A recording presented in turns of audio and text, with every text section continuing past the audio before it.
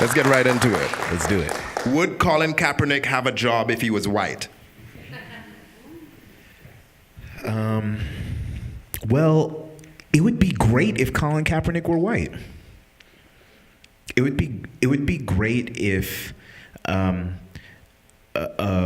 white athlete in any sport identified incongruity in the American promise and how it plays out, and chose through public declaration to come out in support of greater systems of equity across gender, across race, across sexuality. That would be amazing. Unfortunately, you don't see that, I think, played out in any sport, let alone professional football. When Colin Kaepernick first broke out onto the scene, and I'm from the San Francisco Bay Area, I live in Oakland, I'm a Raiders fan. But when he first came out on the scene, and really in that game against the Green Bay Packers, however many years ago, that playoff game, which was like a video game, I think that many people who saw him perform and play assumed that he was specifically of European heritage and maybe was like Mediterranean olive. And so there was I think that there was a certain level of passing, and the double entendre is relevant here, but there was a certain level of passing even at that point. So would he have a job? I think that answer is starkly, yeah, sure. But I think that the question underneath that, the implicit question is how many white players are willing to make vocal, verbal, foregrounded statements in the name of equity across racial lines? How many of his own teammates, let alone anybody else in the NFL? People keep talking about Chris Long, like that's their one, like that's not going to do it. It can't be in this, when we talk and think about not just sports and protests, but when we think about equality across all lines, it can't just be women showing up at the Women's March without advocacy from folks across the gender spectrum also appearing. It can't just be Black folks showing up at Black Lives Matter rallies. We all have to be in it. We all have to be implicated. Otherwise, we're not going to get very far at all. Absolutely. A couple of glossary things. From now on, whenever I say football, I'll be referring to the one with the feet. Another glossary thing. You'll hear the word Orisha, and it pertains, for those of you who don't know, to aspects of God within the Yoruba West African tradition. So that's your glossary for today. So I'm gathering my notes this morning, and I have Premier League football on in the background. West Ham is playing Liverpool. The camera pans to the West Ham side, and there are 4 black players warming up on the side. Camera pans back to Liverpool, to Mane. And they talk about how it's really great for them to have him back, that they're a better squad with him in it. When I was a teen, John Barnes, who played for Liverpool, Jamaican and Trinidadian parentage, and arguably the best player in England, could barely get onto the squad, and then when he did, he was booed, gorilla sounds, they threw bananas, the whole lovely nine. Last week, I'm watching the Under-17 World Cup, and almost the entire English team is black, and the American team, for that matter. So I want you to talk a little bit about, as a way of framing this work, peh-LO-tah, how you came to the building of it, and against this backdrop of what I'll call loosely the blackening of the world sport of football. That's fantastic. Thank you for that question. The origins of peh-LO-tah, which is a piece that I had the great privilege of performing here a couple of weeks ago, stem back to, and I call peh-LO-tah a football-framed freedom suite. The origins of the piece go back to 2009. I was in Cape Town, South Africa, and I was outside Guguletu Township and noticed that the facade kind of that was facing the main highway of the township had been painted pink. 2009 was 1 year before the 2010 World Cup, which was the first World Cup held on African soil. And I was struck by the lack of what seemed like a lack of infrastructural investment for the folks living in the township, but the beginnings of a presentation for presumably for international visitors to understand, at least cosmetically, that the road from the airport to the stadiums or the airport to the hotels downtown was both safe and appealing, like you were in Miami or you were in. So soccer has always been a kind of outlet for me, and part of the instrumentation of my own feelings around freedom. Correspondingly, Nelson Mandela was the first person that I ever really wanted to be free. The first kind of living metaphor for my own liberation was Nelson Mandela. And so tying the politics of a post-apartheid South Africa to this global gathering of where so many people are attached to their own senses of freedom through the sport. That kind of complexity and that entanglement was really provocative for me, and I made a piece that kind of explored those things. The other thing that is kind of centered in peh-LO-tah is the fact that my own son is 15 years old. So my own son is between the ages of Tamir Rice and Trayvon Martin. And I'm very clear that however cute he was as a 9-year-old, however cute he was as a 10 or 11-year-old, he is moving into a different lane.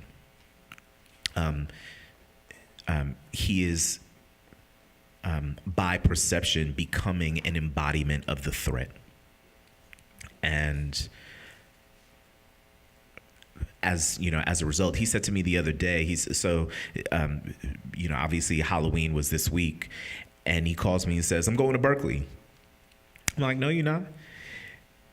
Like, what you gonna do in Berkeley? He was like, "It's Halloween, I'm gonna hang out." I'm like, "No, you're not, dude. It's Tuesday."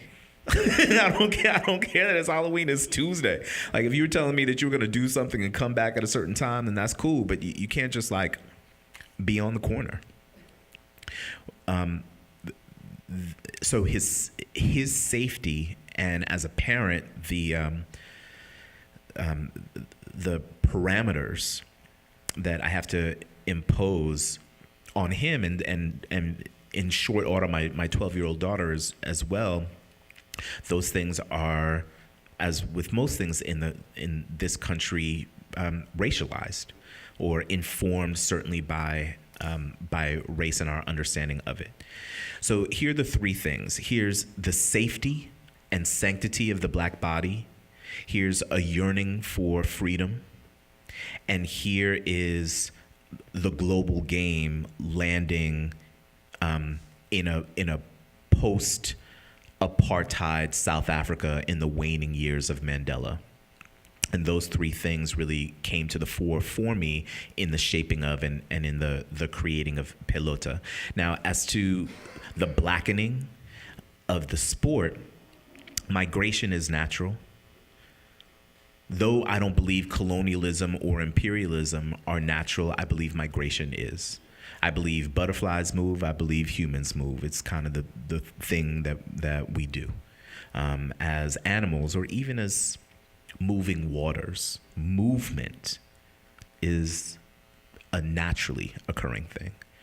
So does it make sense that we socio-politically have migrated from a place where black athletes, particularly in France and in the UK, two primary colonizers of the 16th, 17th, 18th, and 19th centuries.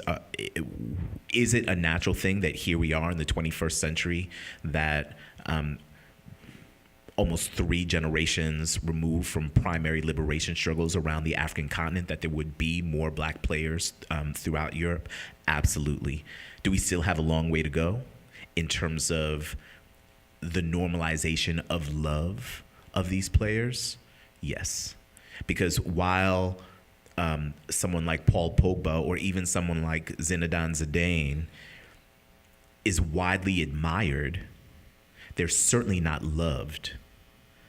Even the way Cristiano Ronaldo is, who himself is, a little on the dark side. Yeah, but we understand that from American basketball as well. True. Yes. How we doing? Everybody all right? I just want to make sure because, we just sat down, we just went in. You know what I mean? Like, it's very serious. It is very serious. But. So, when I was about 6, I watched my first World Cup. My cousin, who was a local legend at home, put me to sit down. Brazil was playing Poland. He was like, "We back Brazil. Look at Rivellino. Bring me a beer." Right? And that was, and that began my obsession with football. What's your peh-LO-tah talks about Sunday after church, but what's your seminal moment in kind of getting obsessed with the game, or is there one? We used to have, I think it was called the Soccer Bowl. The North American Soccer League was the professional soccer league here throughout North America. And I grew up in Queens. Our team was the New York Cosmos. And they were just super dope. And kind of like, in a way, they were like the Real Madrid Galacticos before. And Chinalia. Yeah. Giorgio Chinalia, Stevie Hunt. They were just, and I have this memory. I couldn't have been 3 years old. Maybe I was 2, but I have this memory of being at the Soccer Bowl at Giant Stadium and just being caught up, 76,000 people at this game. And I remember the energy. And so before I knew what the sport was, I knew what it felt like on a sensory level and almost on a nuclear level.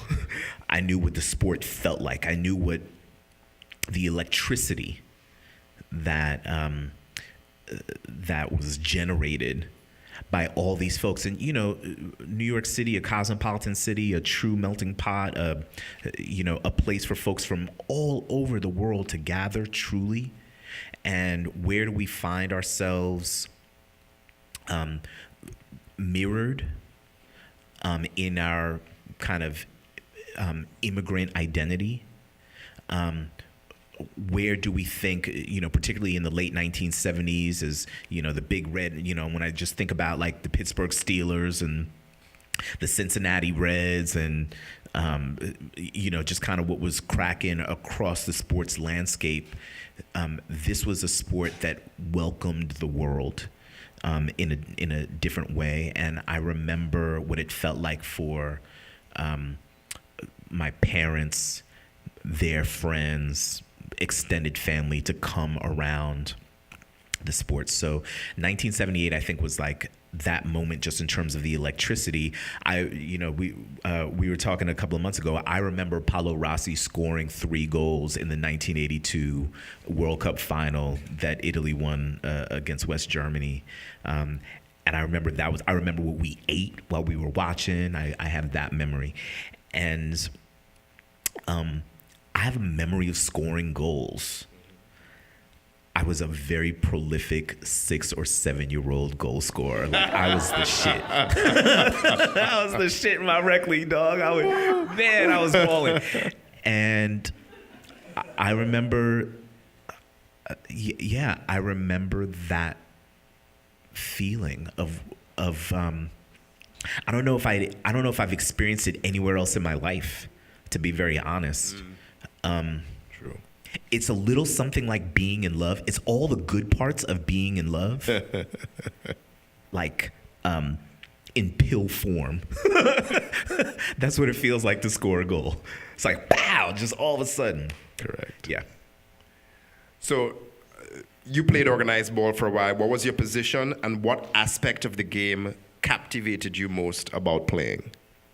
I was almost always a center forward until playing college. And then I started playing in the midfield, mostly on the wings, which is just a lot of running. I think, but at the same time, I was dancing. So I started dancing when I was 10 years old, and got actually a lot further in dance than I did in football. But I think I was always captivated by the choreography. Still am. Sure. By the choreography. It's not just sometimes humans, we swarm and we separate. We aggregate, we separate. There's a way that you can kind of diagnose, even when you're driving in traffic, you can kind of diagnose how it's all gonna go. A football field is like that. It feels like 22 different, it feels like an ecosystem of movement patterns and core. Even now, as it's hard for me. It's hard to really try to explain the game without moving around. Different from boxing. Yeah. You know what I mean? Different from boxing, which is all upper body, but it's an individual sport, right? The choreography of 22 kind of individual parts moving in this broad choreography continues to fascinate me. Word. So, I mean, this next question, in a kind of a way, is partly answered by that extended answer. But in your early work, I know Bamuthi since like '99, so that's a little met here context. In this city. Yeah. In your early work, you talk about a fissure between your tap dance practice and your relationship with your pops. So how, if at all, was football a substitute for, or, and I think you've already answered part of this, impacted by your practice as a dancer? When my dad wasn't down for me dancing, which was one way to use my body, he was hella down for me playing this game, which was just another way to use my body. And all the misinformed and either really homophobic kind of perspectives on the way that a body moves on a dance floor as opposed to the way that it moves on a soccer field. All those things were. Also, my dad, who's a Haitian immigrant, was trying to learn how to be American, like many of us still are.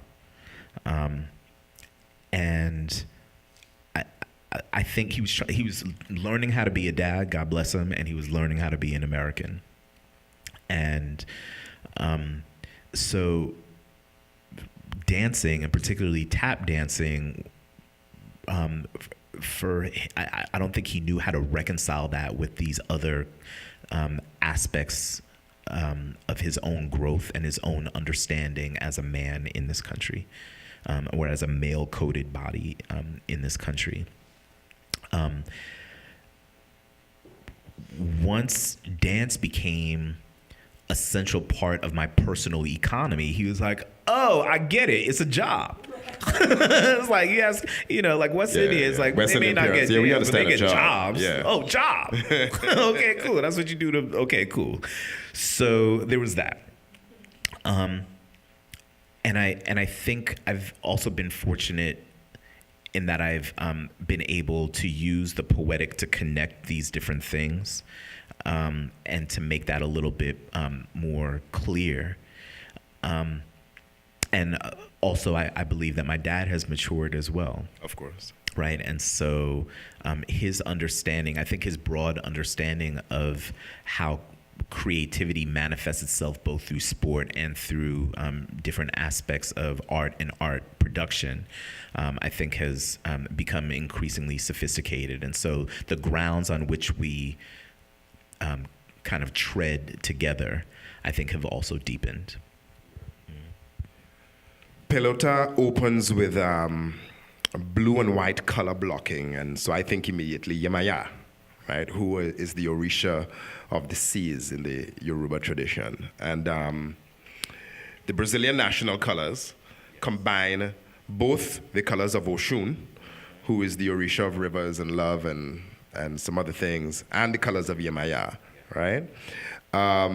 Your piece, of course, references that explicitly at some point. For you, what is the connection between spiritual practice, or specifically Orisha practice, and your freedom? Dope. Are we recording this? This is hella dope. Roger Bonair-Agard, man, as opposed to like, tell me about the, I love this. Okay, so this is hella dope. Because I'm Haitian, I was born and raised Catholic and Vodun at the same time, but didn't know it. Like, I was Catholic, the baptism and the confirmation and the communion and all the stuff, all the sacraments. Went to Catholic school. My first name is Mark. My middle name is Michael. Named after like all the Catholic stuff. When I went to Haiti for the first time as an adult, and got to experience Haiti and Vodun traditions, and I would say that there's a not just parallels, but Yoruba traditions, Santeria traditions, Vodun traditions. A lot of the times we're talking about the same spirits. We're just naming them differently. So as a young man, as a 22, 23-year-old, that was the first time that I was like, oh, all this stuff that was in my grandma's house that I thought was like some Catholic shit, that was some Vodou shit on the low. Shit, see, grandma, I see you. You know what I mean? And my grandma was best friends with Jesus, like best friends with Jesus, God rest her soul. So,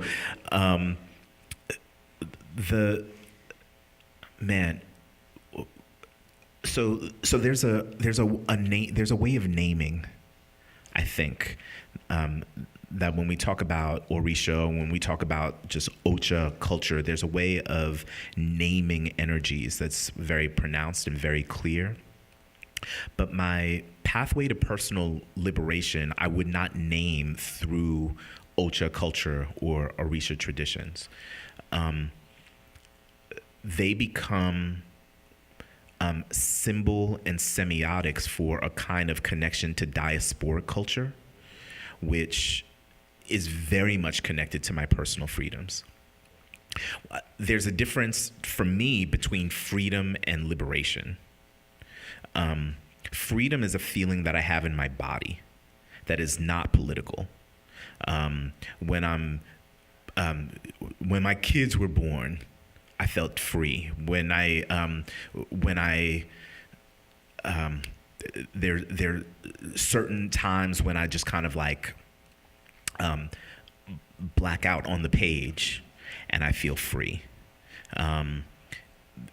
it's this crazy nexus. It's this crazy intersection of something that is very visceral and also something that is like kind of extra corporal, just kind of outside of my body. Those things are, that's how I feel free. Liberation, I think, is a political construct.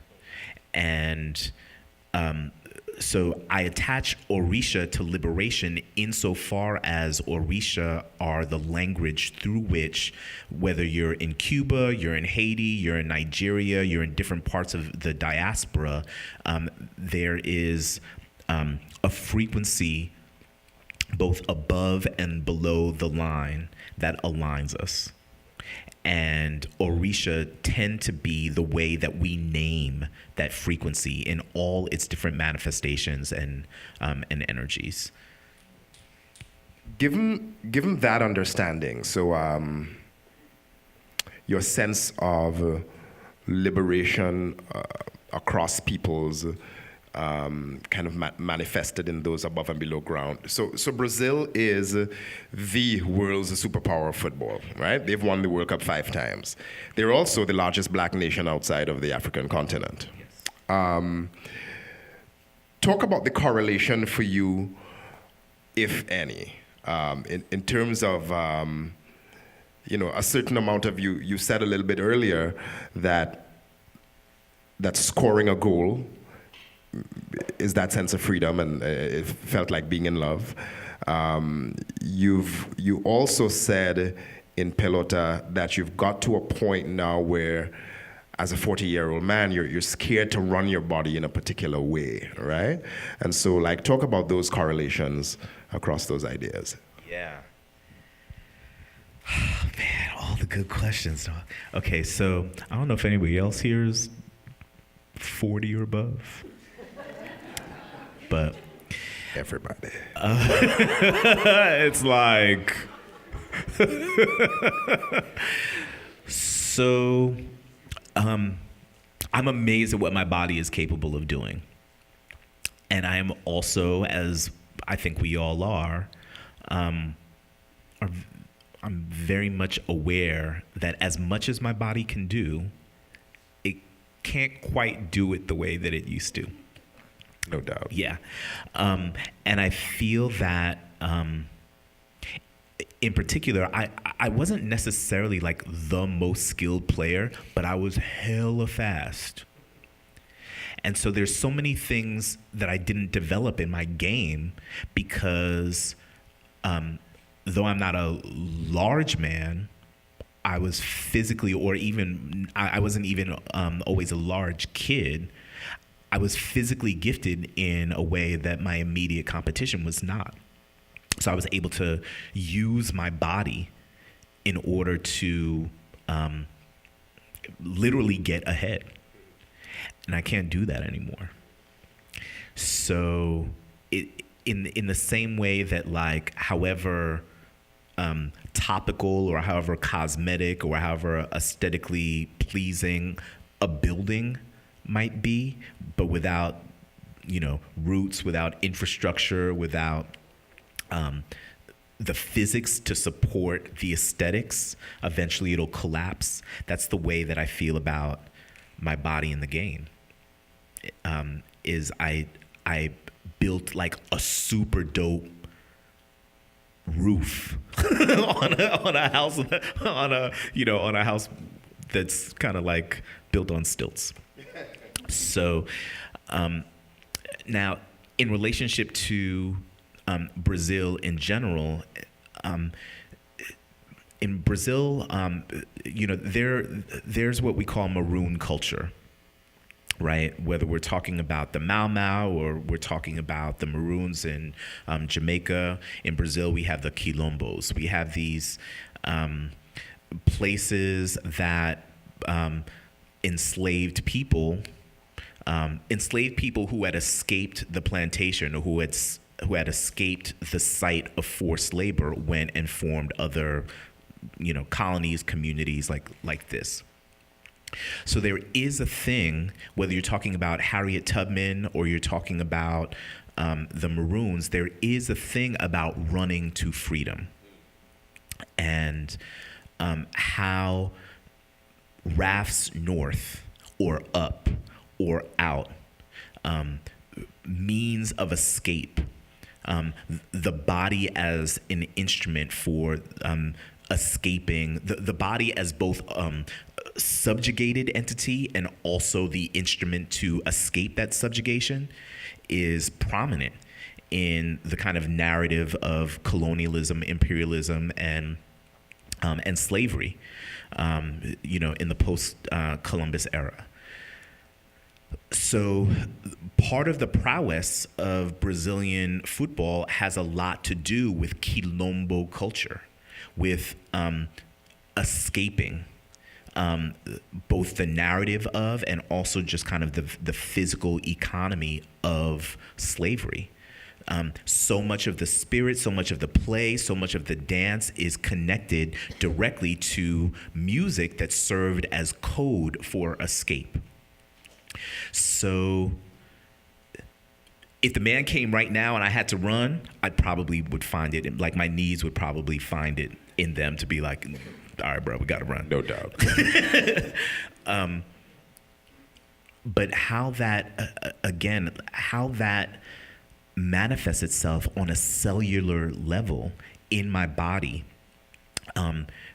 because of blood memory, because of an ancestral connection to, my elders and my ancestors who were part of the first successful slave revolt on a national level in the Western Hemisphere. All those things are tied together, not neatly because our histories aren't neat, but I can make the connection between the music of the quilombos, the dominance of Brazilian culture, my own age and a kind of like distance from that feeling of freedom, and if push came to shove, how fast I would be out of here if it really went down. And so you begin to answer my next question in that. So I'm going to ask you to go further and say how much of Black inventiveness in sport you think, therefore, is a result of the spiritual ethos born directly of the body, or a work to get free as a response to colonialism and domination. And I'm asking you this partly because you know your body as both athlete and artist. And of course, not because I'm asking you this as a magical biocultural physicist, though you are, of course. but yeah. Yeah.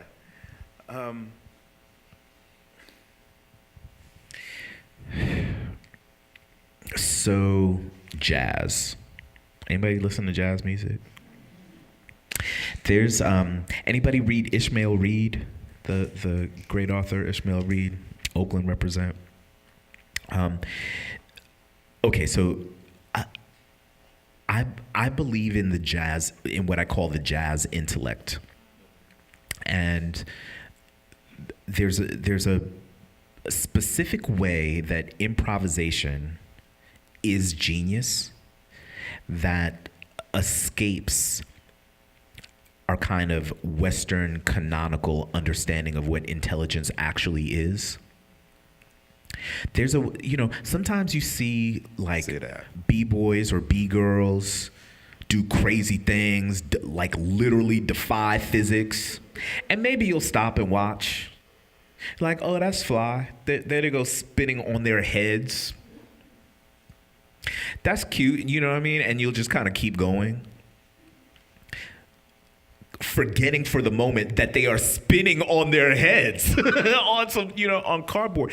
And so like we kind of see that and we're like, yeah, that's kind of like that thing that they do. It's organic, it's natural, but it isn't, right?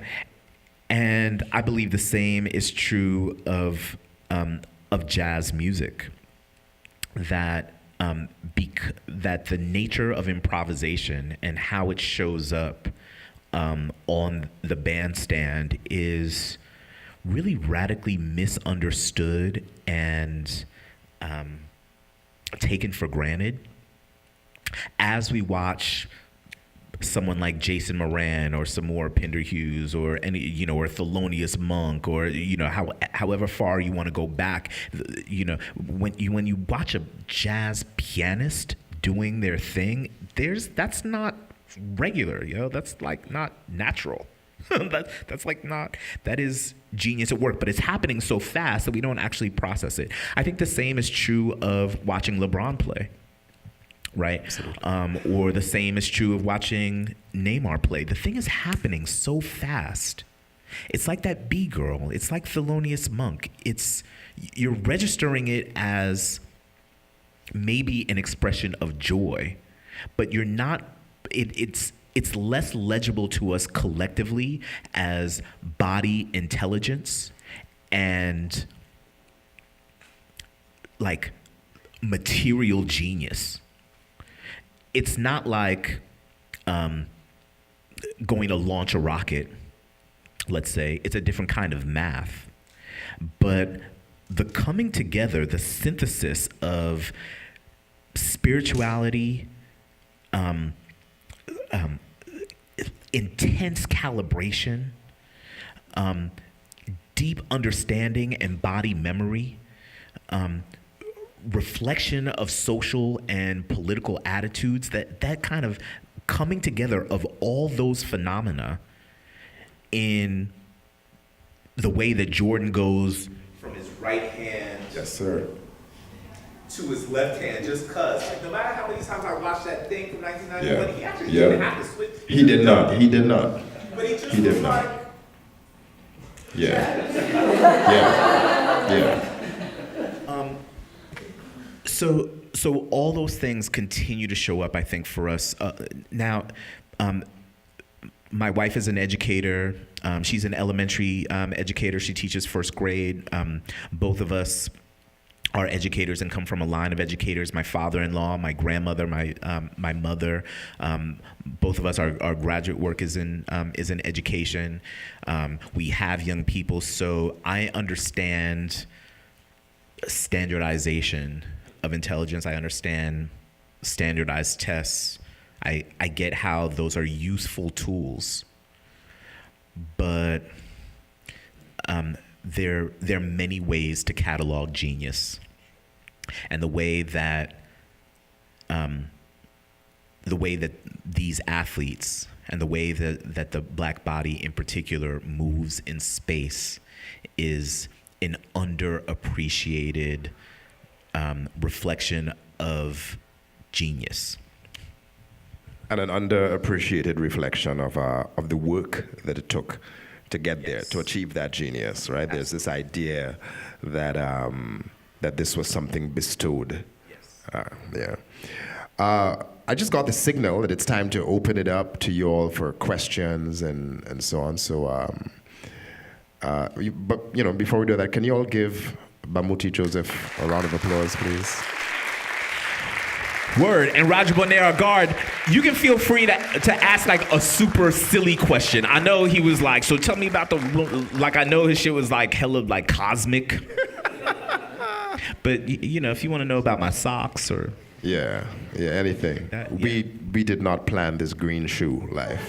We didn't, but you saw that, right? It was crazy. Man. It's crazy, brother. That's what I'm talking about. Just so fresh. Yeah, so there are a couple of people with mics. So if you have a question, please, raise your hand and someone will come to you.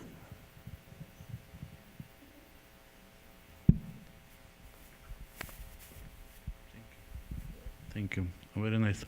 So Tahiti Coates recently published paper in Atlantic. You know who is this, yeah?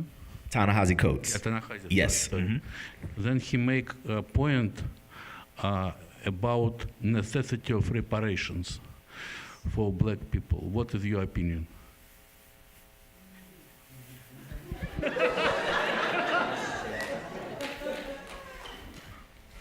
Reparations? Question mark.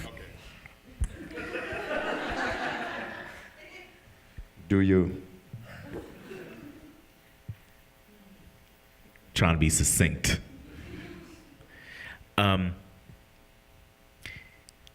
Yeah. And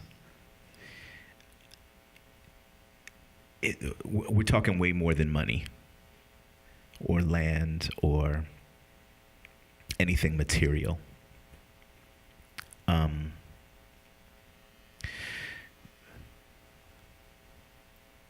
There's I don't know what Bill O'Reilly did, but clearly he's fucked up and psychotic, and whatever he did, he was like, I'm gonna give you $32 million to not think about it, to not talk about it. So if Bill O'Reilly paid somebody $32 million, what do you think I'm owed? Gunshot. What do you think my people are owed?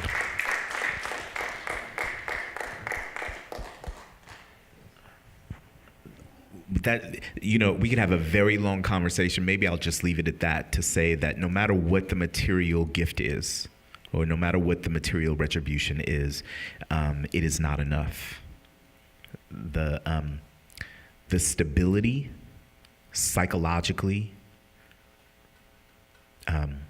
spiritually, soulfully, like what price would you put on that? What I was talking about earlier, you know, not letting my child go outside for fear of the repercussions, like, what is that worth? What is that worth? No, Tamir, you can't go out to play. What is that worth? So, as a country, we have to rethink capital in general when it comes to the question of reparations, because to locate it very specifically in terms of dollars and cents and to do some kind of calculations like that misses the point. Somebody said racism is so American that when people protest racism, the average American thinks you're protesting America. Yeah, I mean, that's so, like, how reparations is just like a dollar for dollar thing. How do we undo that thing systemically? How do we rethink the DNA so that, you know, this man's daughters, so that our kids can just move safely, not just in terms of their bodies, but in terms of their beings. Now, what we've been talking about is a lot of what we've been talking about is the tribute to Black resilience over the course of the last 400 or 500 years, and the way that our resilience is just so fresh, like, is so soulful. But the soulfulness of our resilience is not like a hall pass for the kind of continued practice of embedded white supremacist thought, law, and action. There are many things we have to repair, not just the dollars and cents.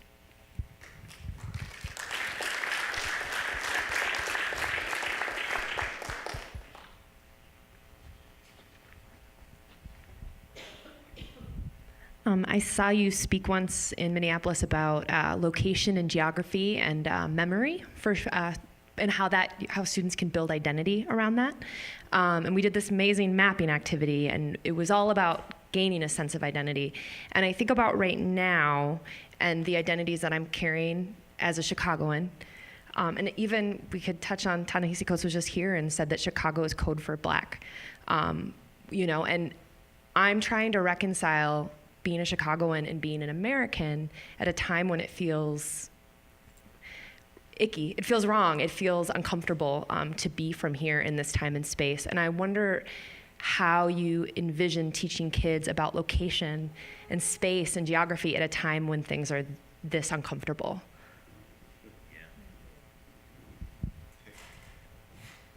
Okay, no questions about socks. You guys are just just no let out, just reparations and how do you change the world? Okay.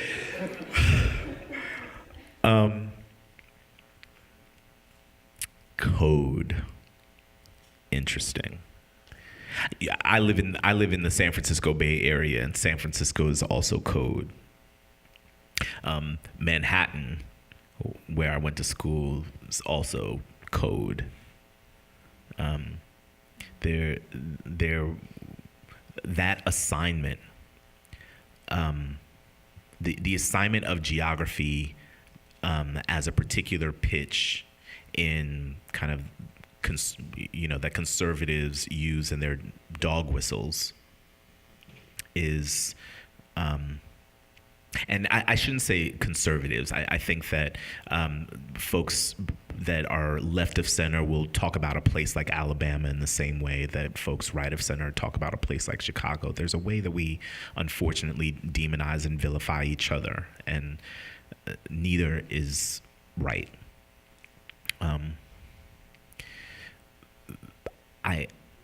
This is why the sanctity of the human body is so important, I think, to talk about with young people.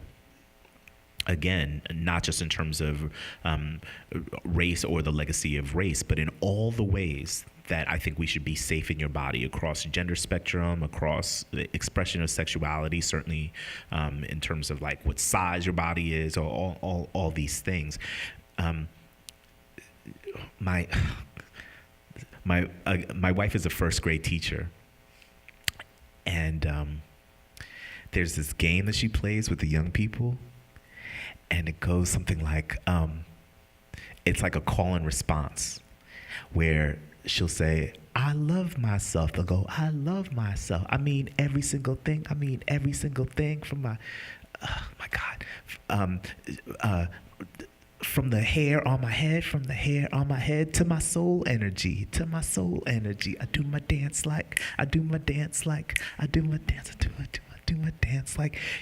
You know, 5-year-olds, 6-year-olds, I love myself. I mean every single thing from the hair on my head to my soul energy. I do my dance like. I mean, that's dope. So, you know, a question is, how do we take those lessons and that freedom at 5 and 6 and sustain it before we get to middle school and become assholes? Like, how do we sustain that? True. So I think because, you know, 8th graders are assholes. Like, can we all agree? True. Like when as something happens, you turn 13 and you just like, and I have a 12-year-old, so you know, I'm just like, don't be an asshole. Just so there's, there is something I think that is grounded in our teachings and practice in elementary education, in our early childhood, that at some point we lose, at some point we break from, and I probably would respond by saying that we can, at high school and beyond, at middle school and beyond, we can deconstruct the semiotics of assigning geography to particular codes. But I think the real work has to happen early so that we raise a generation that is increasingly resistant to the internalization of those codes to begin with. I'd just like to add to that too. I think thinking about geography in terms of Chicago is more fraught and more weighted than in many other places. Geography, place, neighborhood, when you teach a workshop here as opposed to New York, as opposed to anywhere else, takes on a way more important, way more intense understanding. When you tell a Chicagoan that you're from Chicago, they want to know what high school you went to. They don't want to hear, well, I've been here 20 years. Nah, you ain't from here. You know what I mean? And some of that has to do with the fact that of the large cities, this is the most segregated one. And so that the question of space and where you live and what that says about you and what that says about the resources that are available to you, again, like I say, it's fraught. In the and whether or not you end up where I work in the Cook County Juvenile Temporary Detention Center because you were just standing on the corner, right? Also, and how you get, therefore how your neighborhood gets policed, all of that. And whether or not the 54 schools closed in one fell swoop by RAM are going to be all where certain kind of people live. And what's that for? And what's that land grab about? Because it is a land grab, right, ultimately. And so I think also that what you're saying is one thing, and that is absolutely correct.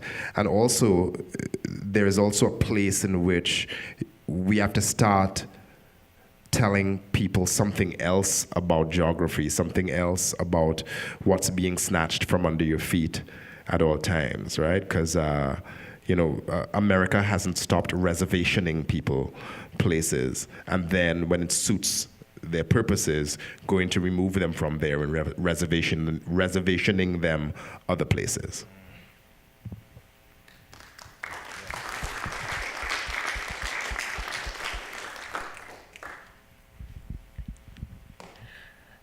I was wondering, going back to this notion of sports and belief, so maybe this qualifies as an easier question. How do we encourage girls to find joy in their bodies over a lifetime and to find that joy in action and sport while still, because I don't think we're going to get over this notion of trying to, please the gender that you're attracted to and that sort of thing. And I think that a lot of what drives girls out of sports is that that's not cool and, boys won't like me or what, popular girls don't do that. How do we reconcile those things to encourage girls to continue that love that they can find as children in sport? That's an excellent question, and I think that it has to begin with asking that question. My daughter, who plays volleyball, which in and of itself is tracked in a particular way, at least on the gender spectrum, it's to be reductive. It's a more it's more recognized as a sport that young women play, as opposed to soccer or basketball or some other sports. So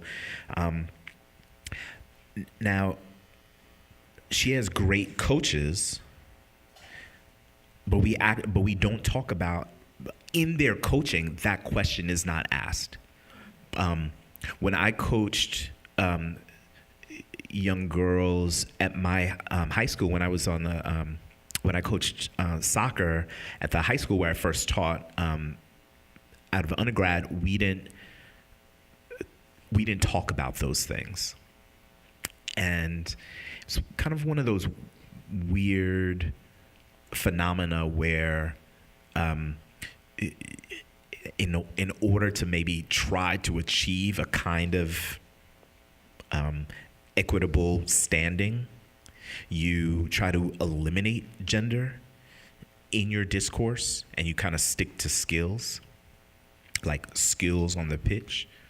But what you raise, I think, is an important kind of pedagogical node in how it is that we develop young athletes. I think male and female, or male-coded and female-coded, particularly for young girls.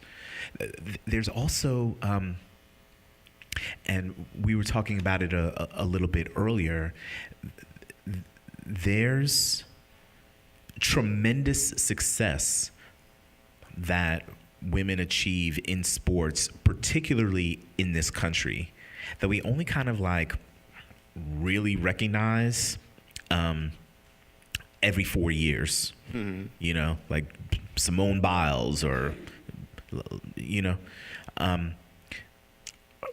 the financial gain of a person like Allison Felix, as opposed to a person like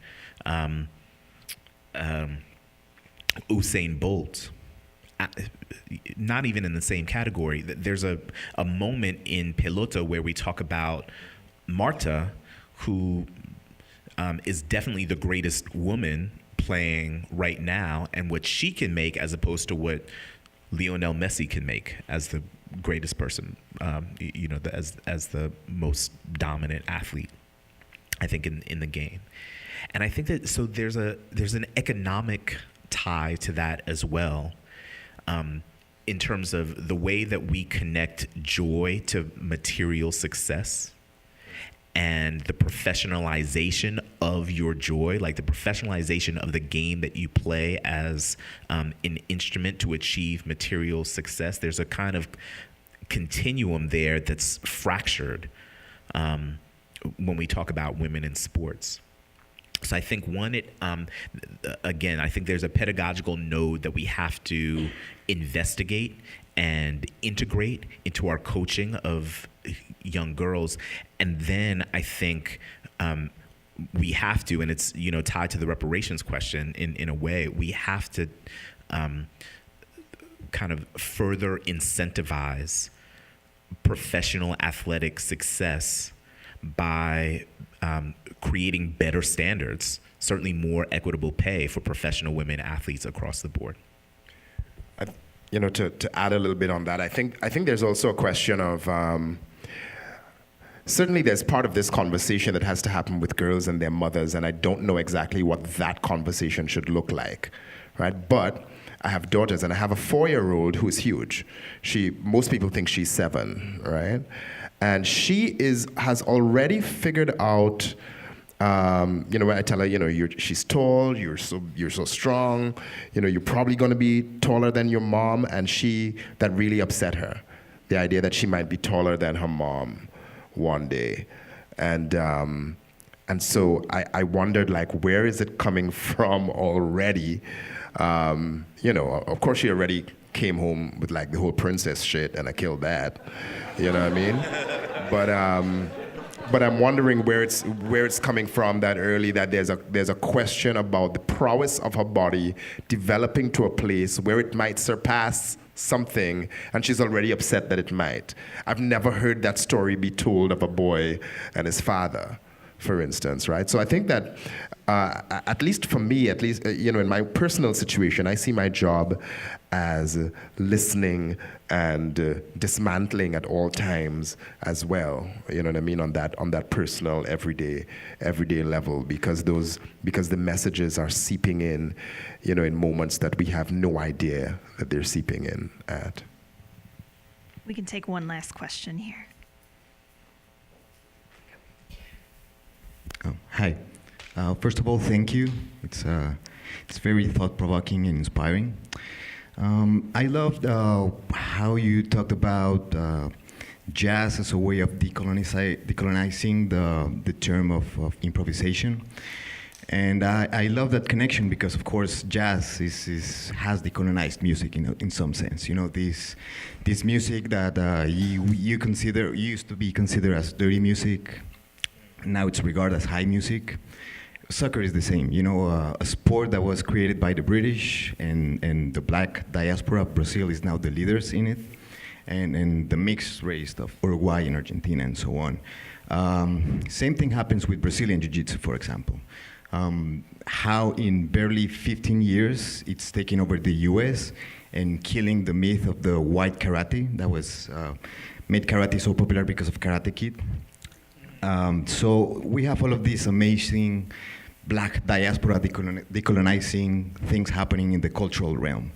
But then in parallel, we see the political situation that we are right now. The times of the fake news, of the Brexit, of the peace accords, and so on and so on. So I would ask both of you, how can we create bridges in between this cultural revolution and the political realm to kind of make one informed from the other?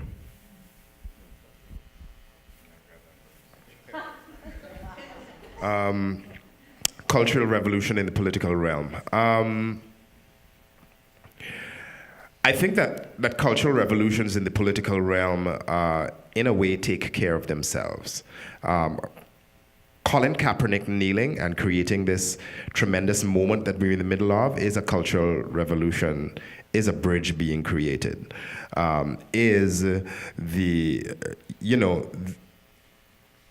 imagine that a man who is no longer in the league has the owners shook because they don't know what's going to happen next, because he has thrown into relief a relationship between black men playing a sport for majority white, hyper-conservative owners, for non-guaranteed pay, right? Because the NFL is very, very particular in this way, right? And the understanding the difference between the NFL and the NBA, say, in that regard, and what it means for how unions work and how unions are built, are also very important. And the importance, therefore, of not just the play of LeBron, but of his decisions to structure his contracts the way he does, right?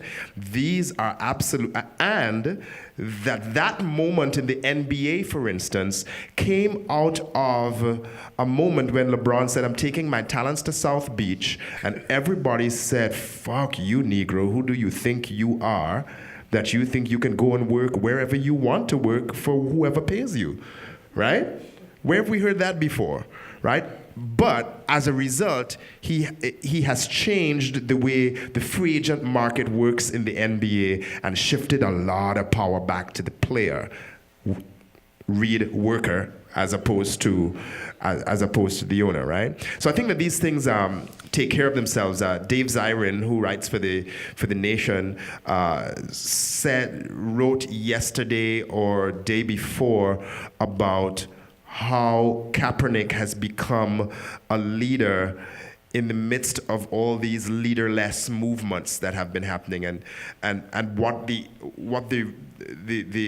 usefulness is of that, even though leaderless movements also have a different kind of usefulness, right? I think that what the building of the bridges is about our staying conscious, our staying paying attention, and being able and therefore being able to see what's happening and know how we're going to move and consume. And I think that part is important, consume as a result of it. All right, and so, like, for instance, I'm not mad at anybody who's still watching the NFL, but I'm not watching the NFL, right? Like, my money ain't going to their Nielsen ratings or however the fuck that works. I don't even know how that works, right? But that is one of the ways in which I build a bridge. And if I make that decision, then it also means that when I sit down to watch something on a Sunday, I'm also talking to my children about why we're watching this thing and not this thing, why we're going out to, the park instead of the thing that you normally do every Sunday for the last how many ever years.